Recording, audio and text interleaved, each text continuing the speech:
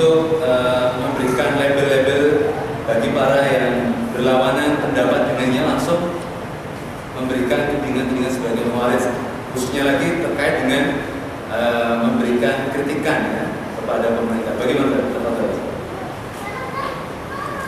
Langsung ditanggapi dan berikutnya insya Allah silakan kita akan menjadi sebenarnya tadi yang saya sampaikan, apa yang terjadi di Indonesia ya tentunya tidak berdiri sendiri, dan ini ekonomi terus bergulir.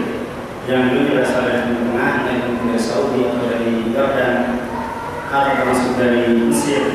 Jadi tentunya pemahaman itu sama, termasuk yang tadi saya contohkan ketika yang bernama Mahmud Lutfi Hamid ini, ya Mahmud Lutfi Hamid ini kenapa dia menghalalkan atau membolehkan Yusuf Qaradawi itu dibunuh?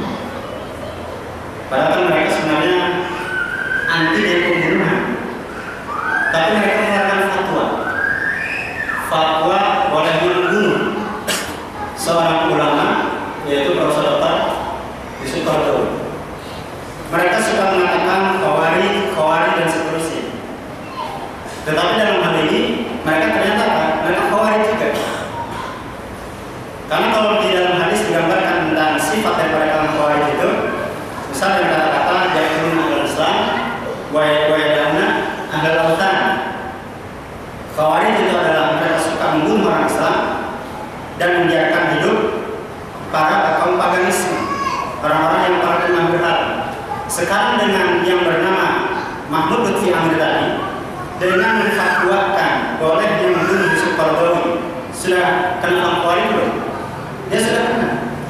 Makanya sekalian, orang-orang seperti ini wajar jika sebagian kalangan mengatakan mereka itu punya salah satu sifat khawari tadi, yaitu sikap arogan, kasar, brutal, tapi kepada orang Islam, kepada aktivis Muslim, tapi kepada orang-orang kafir. Kita lihat yang namanya Mahmud Lutfi Hamid ini luar biasa, tokoh di Mesir. Dari tokoh di Mesir, termasuk di Kosimbah, di demo yang pertama kali membela adalah Mahmud Lutfi Hamid. Dia alumni Madinah, LC Madinah. Ketika ditanya kenapa Anda menghalalkan boleh membunuh Yusuf Qaradawi, alasannya adalah karena Yusuf Qaradawi lahu dakmun, jadi punya andil, sokongan yang kuat untuk para pemuda untuk melakukan revolusi Mesir. Dan Nabi sudah mengatakan berkaitan dengan ciri-ciri khawarij, aina qitumuhum faqduruhum fa inna fi qatlihim ajra. Ya, di mana saja kamu ketemu dengan khawarij, bunuh. Karena sesungguhnya dengan bunuh khawarij itu kamu akan mendapatkan pahala. Nah, ini Mahmud Lutfi Hamid itu kan kalau ditanya dasarnya itu disebutkan hadis Nabi. Ya, disebutkan dasarnya adalah hadis Nabi, termasuk yang dijadikan alasan kenapa ulama tadi dikatakan boleh dibunuh, dikarenakan dengan mudah mereka mengatakan apa? Mereka khawarij. Kemudian saya menampilkan ada sosok ulama salaf, ya, atau boleh disebutkan dengan kata-kata mereka adalah ulama salafi. Saya contohkan satu, Syekh Muhammad Hasan.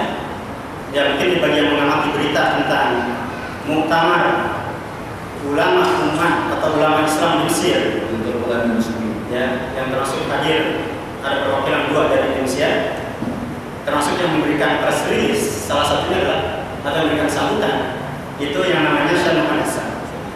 Beliau menulis buku, beliau termasuk muridnya Syekh Utsaimin.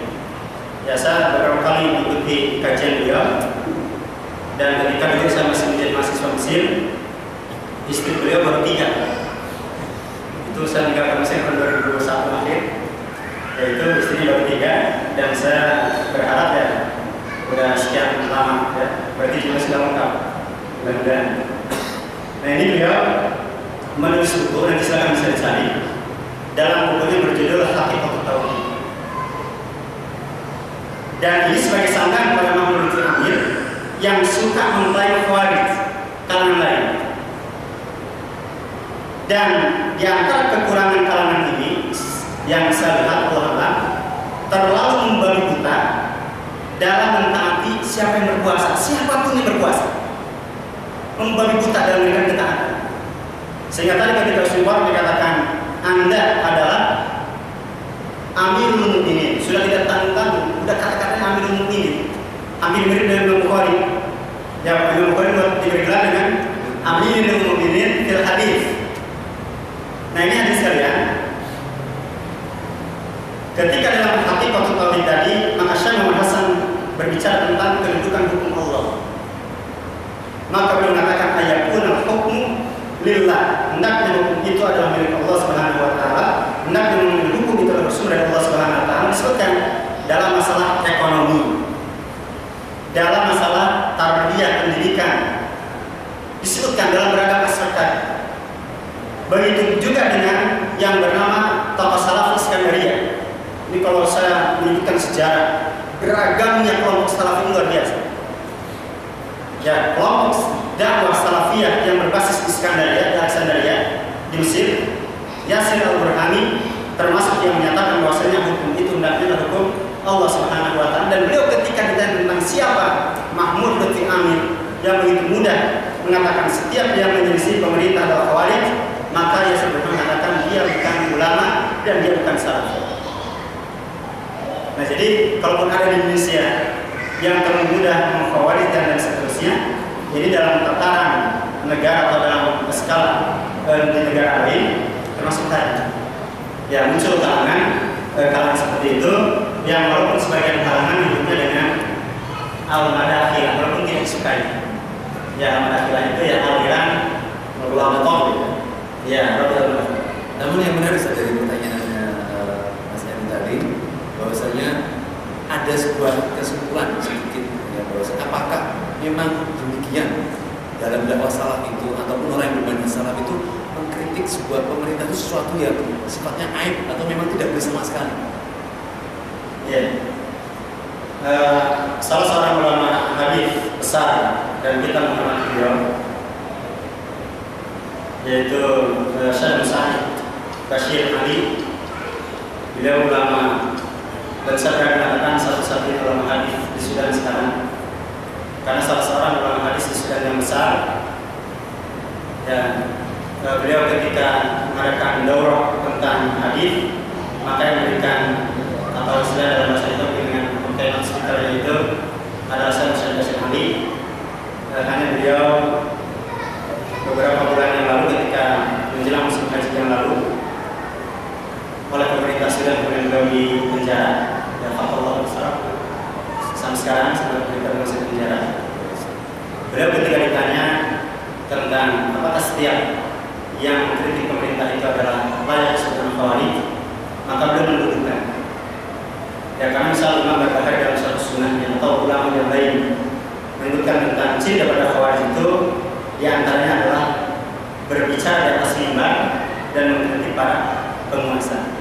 Jadi kalau di atas mimbar, termasuk ini bagian dari mimbar, kalau berani mengkritik penguasa berarti ini adalah khawarij. Ya, maka Syekh Musa'id Bashir Ali mendudukkan beliau, karena di antara ketika mengkritik penguasa itu salah satu etikanya adalah mengkritik dengan sembunyi-sembunyi. Jadi tidak boleh dengan terang-terangan.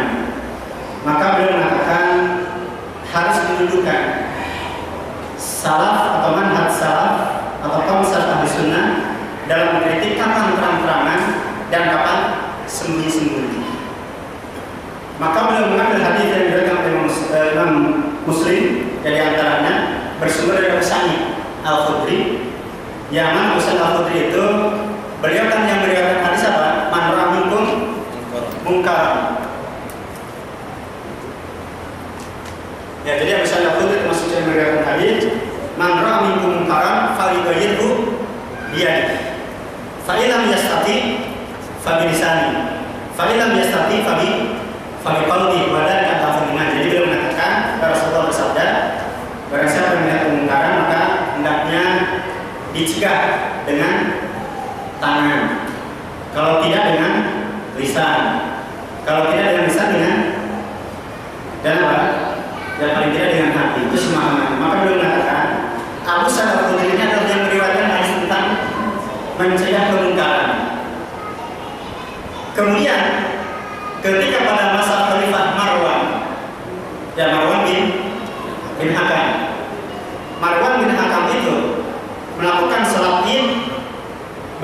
khutbah dulu. Itu kan di atas mimbar itu.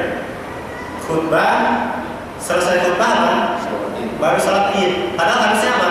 Salat id dulu. Baru kemudian khutbah. Abu Sa'id Al-Khudri tidak kirim SMS, tidak mengirim surat kepada Marwan.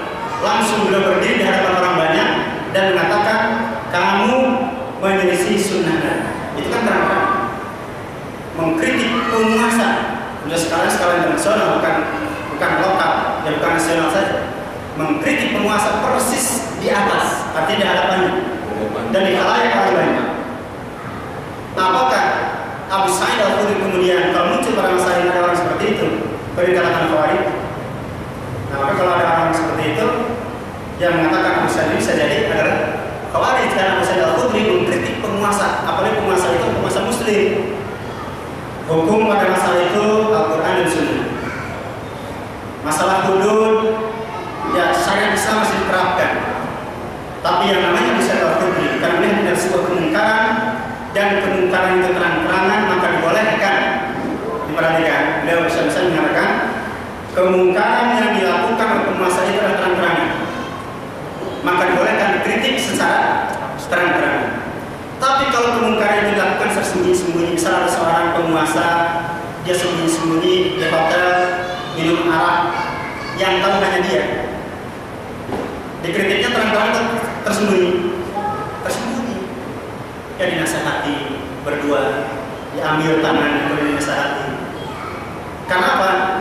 Karena dia melakukan kemaksiatan dan kemungkaran itu juga dilakukan secara sembunyi-sembunyi, maka nasihatnya pun dilakukan secara sembunyi-sembunyi. Ya, jadi ini beliau menunjukkan agar tidak terjadi kontradiktif dalam ketika di satu sisi memberikan nasihat harus dengan sembunyi-sembunyi. Kemudian yang kedua, Abu Sa'id Al-Khudri melakukan secara terang-terangan, maka beliau menyimpulkan jika kemungkaran dilakukan secara sembunyi-sembunyi, nasihat secara sembunyi-sembunyi. Tetapi jika kemungkaran dilakukan secara terang-terangan, maka juga tidak ada salahnya dan dibolehkan untuk memberikan nasihat juga secara terang-terangan. Jadi kritikan itu tidak sakral banget begitu saja, dan sesuai dengan kondisinya. Jazakallah.